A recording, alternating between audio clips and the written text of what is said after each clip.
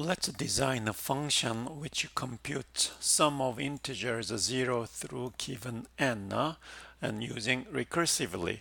We can do that iteratively, easy using for loop or while loop and the like. Then let's apply recursive function design principles.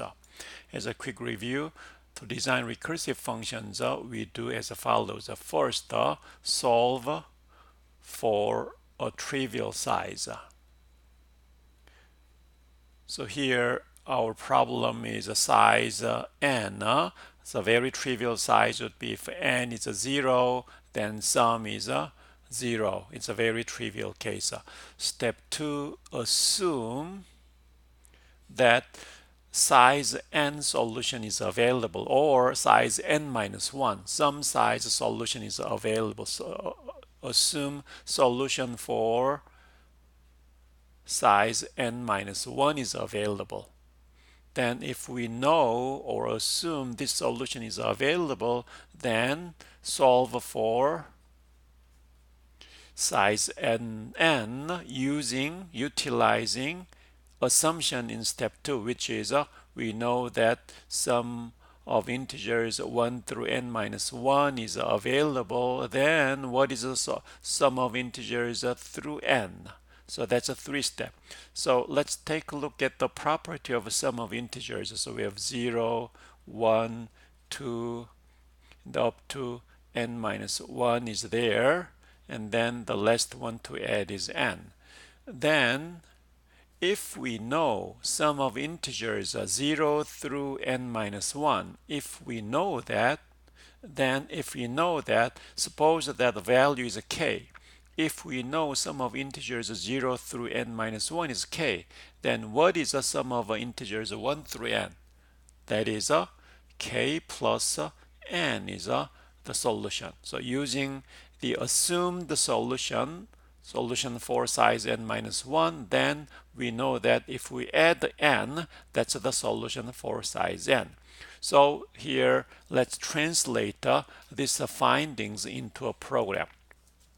So let's define a function called sum where integer n is provided. So this is a prototype of the function. Then as we call the sum of integers 0 through 10 should be 55.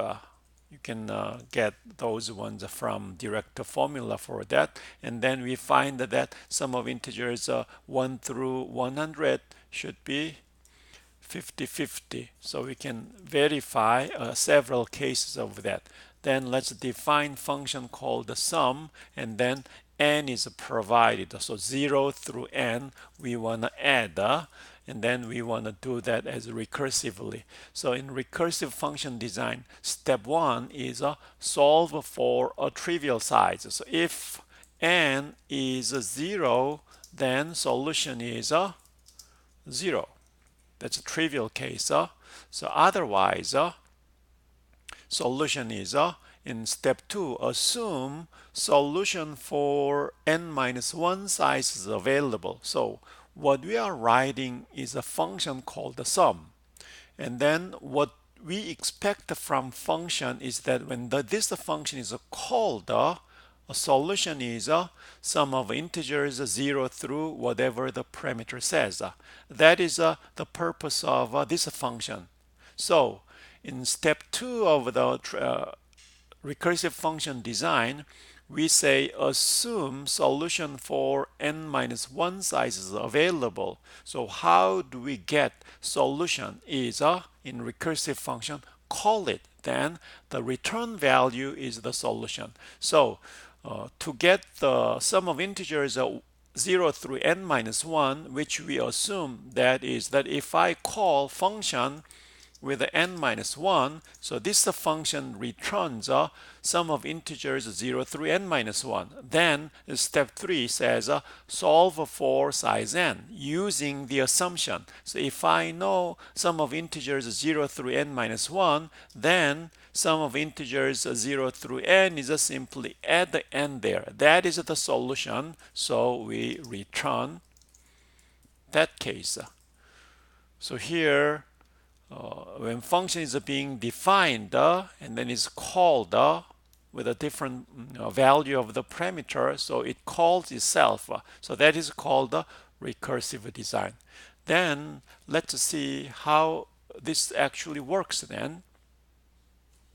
So here, if we call a function sum with the 4, for example, if you call 4, then in the function definition, what it says is that since n is a 4, not 0, we just go to the next step. Next step is we call some function with a 1 less n. So here, this one, sum n minus 1 is 3 plus 4 is computed. So when we call sum with a 3, we go to the function definition again, n is not 0. So what we do for this one is sum 1 less n is 2 plus n is called. So sum 2 is calling the function, so we go to the function definition again. In sum 2 is since n is not 0, we call sum n minus 1 is 2 minus 1 is 1 plus n is there. When sum 1 is there, so we come to the function definition, n is not 0, so what it calls is a sum n minus 1. Now 1 minus 1 is 0, plus 1 is there. Now sum 0 is called. When you go to the function definition, now n is 0, so what it returns is 0. So this function returns 0. Since 0 is returned, now we trace back. 0 plus 1, which is 1, is a return of this function call.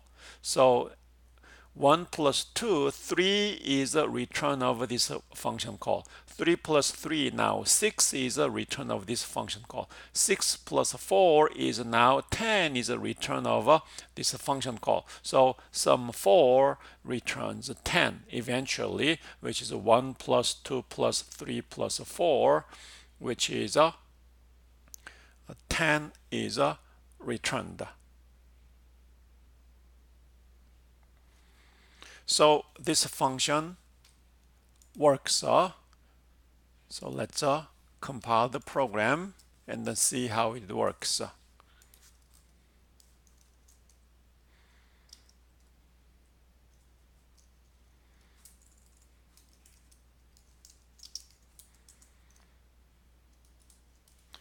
As you run the program, this two assertion is successful. So if you want to see how this actually works with several numbers, you can just browse. This is not good for automated testing though, but if you are interested, you can do something like this. So 1 through 10. Let's just see what is sum of integers 0 through I, then call sum I. Then as we compile the program and run it, so these are sum of integers through 1, 2, 3, 4 up to 10. Those are there.